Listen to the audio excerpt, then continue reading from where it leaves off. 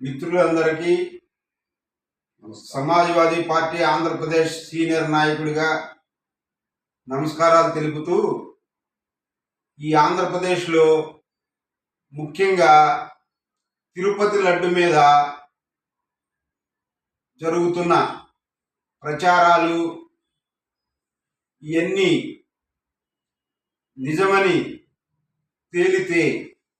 చేసిన వారిని ఉపేక్షించకుండా ఎలాంటి చర్యలైనా తీసుకుని కఠినంగా శిక్షించాలని సమాజ్వాదీ పార్టీ రాష్ట్ర సీనియర్గా నాయకుడు తెలియపరుస్తూ, సనాతన ధర్మానికి ఎక్కడ లోటు జరిగినా సమాజ్వాదీ పార్టీ చూస్తూ ఊరుకోదని ఆంధ్రప్రదేశ్లో విన్నవించుకుంటూ, అఖిలేష్ యాదవ్ కావచ్చు, ములాయం సింగ్ యాదవ్ కావచ్చు, యాదవ్ పరివార్ ఏదైనా కూడా సనాతన ధర్మానికి ఎప్పుడు లోబడే పరిపాలన చేశారు, ఎప్పుడు లోబడే ఉంటారు.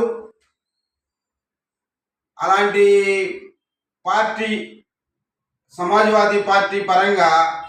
ఇప్పుడు జరుగుతున్న వెంకటేశ్వర స్వామి లడ్డు విషయంలో జరుగుతున్న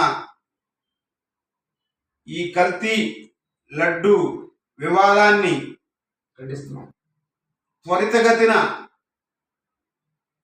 పూర్తి చేసి దానికి బాధ్యులైన వారి మీద తగిన చర్యలు తీసుకోవాలని, సనాతన ధర్మాన్ని ఎప్పుడూ గౌరవిస్తామని,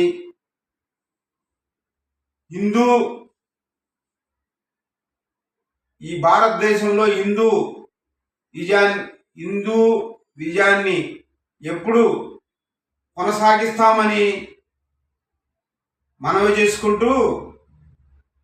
తెలియక సమాజ్వాదీ పార్టీని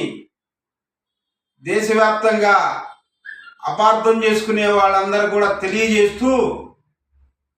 ఇలాంటి పరిస్థితుల్లో కూడా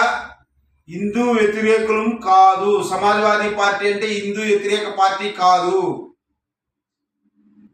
అది ఒక సోషలిస్ట్ పార్టీ, చిన్న మధ్యతరగతి అందరికీ ఉపయోగపడే విధంగా పనిచేస్తున్న పార్టీ అని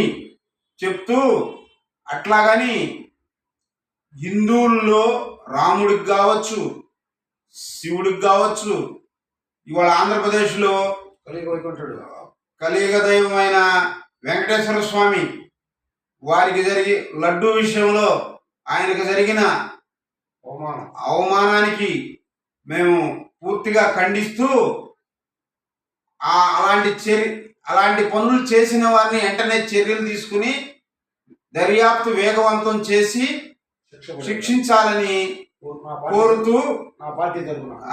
ఆంధ్రప్రదేశ్ సీనియర్ నాయకుడిగా ఇది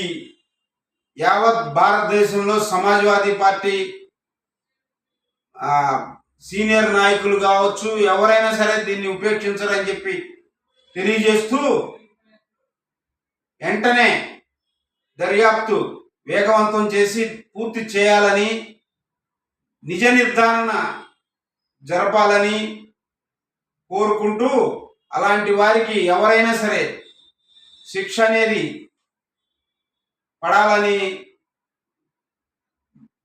ఆ వెంకటేశ్వర స్వామి కూడా దీన్ని చూస్తూ ఊరుకోడని మనవి చేస్తూ తెలియజేయటమైంది.